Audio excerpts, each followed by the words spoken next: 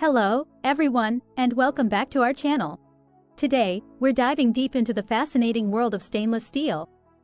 Specifically, we're going to explore how those sleek and shiny stainless steel bowls we use every day are made. So, if you've ever wondered how your kitchen staples are crafted, stay tuned. The journey begins with the raw materials. Stainless steel is an alloy primarily composed of iron, chromium, and nickel.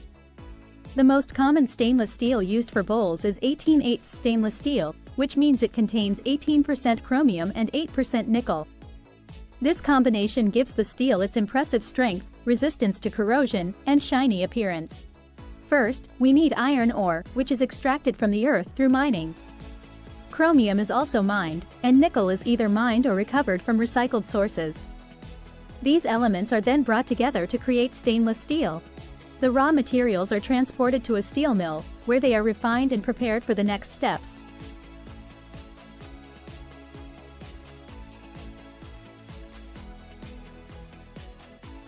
Next, the raw materials are melted together in a furnace. This process is crucial for creating the stainless steel alloy. The furnace heats the raw materials to extremely high temperatures, usually above 1,600 degrees Celsius, until they melt into a molten metal.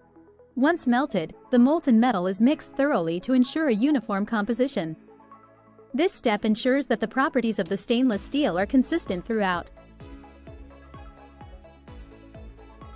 Chromium and nickel are added to the molten metal in precise amounts.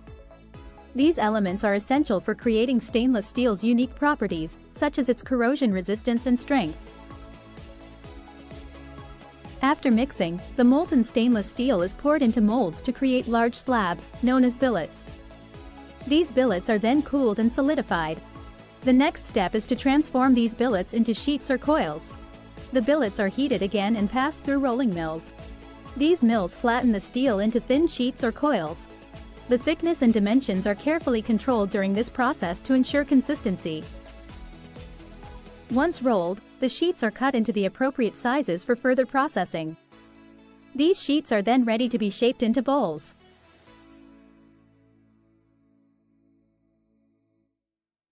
To create the shape of a bowl, the stainless steel sheets are first stamped into flat circles. This is done using a die and press. The size of the circle depends on the size of the bowl being manufactured. Next, these circles are placed into a deep drawing press. This machine pushes the metal into a bowl-shaped mold, gradually stretching and forming it into the desired shape. This process requires careful control to avoid any defects.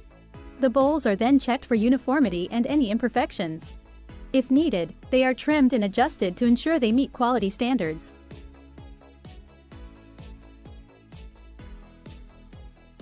Now that the bowls are shaped, it's time for polishing and finishing. Stainless steel bowls often go through several stages of polishing to achieve that shiny, reflective surface we all love. The bowls are first polished with abrasive materials to remove any rough spots and scratches. This is followed by finer polishing to achieve a high gloss finish. Some bowls may also be brushed to give them a matte appearance. Once polished, the bowls are inspected thoroughly for any defects. This includes checking for scratches, dents, and ensuring that the bowls are perfectly smooth and shiny. Technicians use specialized tools to measure the thickness and size of each bowl. They also perform tests to ensure that the bowls have the right properties, such as resistance to corrosion and durability. Once the bowls pass quality control, they are packaged for distribution. This involves carefully packing the bowls to prevent damage during transport. The packaged bowls are then shipped to retailers and distributors. From here, they make their way to stores and ultimately to your kitchen.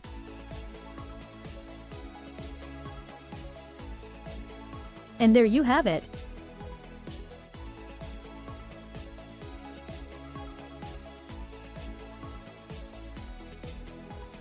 The journey of a stainless steel bowl, from raw materials to the final product.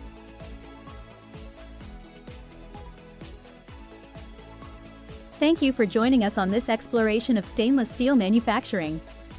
If you enjoyed this video, don't forget to like, comment, and subscribe for more insights into the world of manufacturing. See you in the next video.